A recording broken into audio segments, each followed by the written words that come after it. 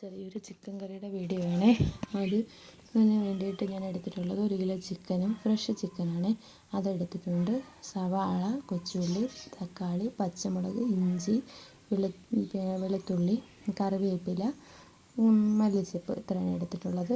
അതുകൂടാതെ മുളക് പൊടി, മല്ലിപ്പൊടി, ചിക്കൻ മസാല, ഗരം മസാല ഇതിത്രയും എടുത്ത് ഒരു ചട്ടി, ഇരുമ്പേട്ടിയാണ് ഞാൻ ഉപയോഗിക്കുന്നത്. നോൺ സ്റ്റിക്ക് പാത്രവും അലൂമിനിയം പാത്രമൊക്കെ കുറച്ചാണ് ഉപയോഗിക്കാറുള്ളത്.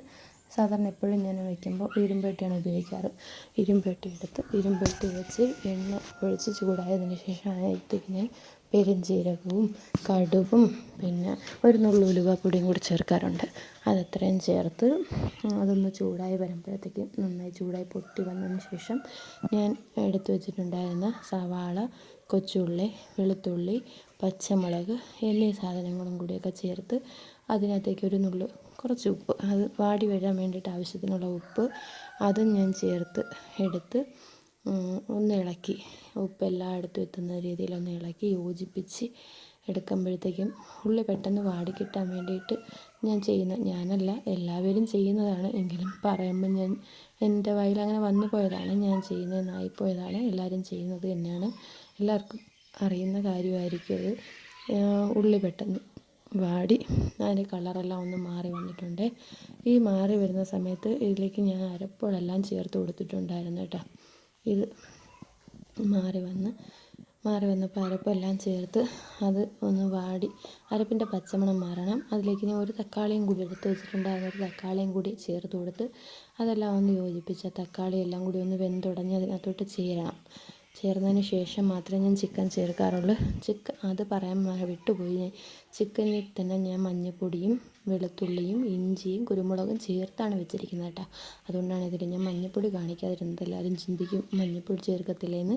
അങ്ങനെയല്ല, ഞാൻ വേണമെന്ന മഞ്ഞൾപ്പൊടിയെല്ലാം ചേർത്താണ് മുൻപേ കൂട്ടി ചിക്കൻ വൃത്തിയാക്കിയതിന് ശേഷം മഞ്ഞൾപ്പൊടിയെല്ലാം ചേർത്താണ് ഞാൻ വെക്കുന്നത്. ചിക്കനിൽ തന്നെ ഉണ്ടാവും മഞ്ഞൾപ്പൊടിയും ഇഞ്ചിയും വെളുത്തുള്ളിയും കുരുമുളകും. അതില്ലാത്ത ചിക്കൻ കറിയില്ലല്ലേ, അത് ഇത്രയും ചേർത്ത് ഞാൻ നേരത്തെ തന്നെ റെഡിയാക്കി വെച്ചിട്ടുണ്ടായിരിക്കും ചിക്കൻ.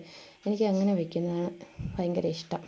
എങ്കിലേ ചിക്കൻ കറി റെഡി ആയിട്ടുള്ളൂ എന്നൊരു തോന്നൽ എനിക്കുണ്ട്. അതെല്ലാം ചേർത്ത് ഞാൻ ചിക്കൻ അരപ്പിലേക്ക് ഇട്ട് കഴിഞ്ഞിട്ടുണ്ട്. ഇത് ചിക്കൻ ഇട്ടപ്പോൾ തന്നെ ഞാൻ അതിന് വേണ്ടുന്ന ഒരു 1.5 ഗ്ലാസോളം വെള്ളം ഞാൻ ചൂടാവാൻ അടുപ്പിൽ വെച്ചിട്ടുണ്ടായിരുന്നേ. അത് തിളപ്പിച്ചാണ് ഞാൻ ഇതിനകത്തോട്ട് ചേർക്കുന്നത്. ചിക്കനെല്ലാം ഇളക്കി അരപ്പെല്ലാം ചിക്കനെ പിടിക്കുന്ന രീതിയിൽ ഇളക്കി ഞാൻ ചേർത്ത് കുറച്ച് നേരം ഞാൻ ചിക്കൻ അടച്ച് വെച്ചിട്ടുണ്ടായിരുന്നേ.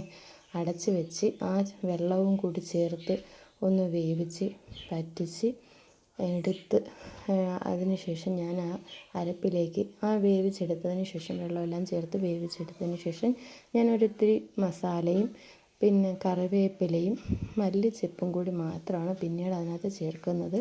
അല്ലാതെ മറ്റൊന്നും ഞാൻ അതിൽ ചേർക്കാറില്ല.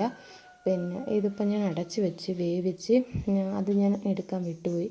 അപ്പോൾ അത് അടച്ച് വെച്ച് വെന്ത് പറ്റുമ്പോൾ കറി ഏത് രീതിയിലാണ് ഇരിക്കുന്നത്. എൻ്റെ ചിക്കൻ കറി എല്ലാവർക്കും ഇഷ്ടപ്പെട്ടെന്ന് കരുതുന്നു. തെറ്റുകളുണ്ടെങ്കിൽ എന്നെ അറിയിക്കുക.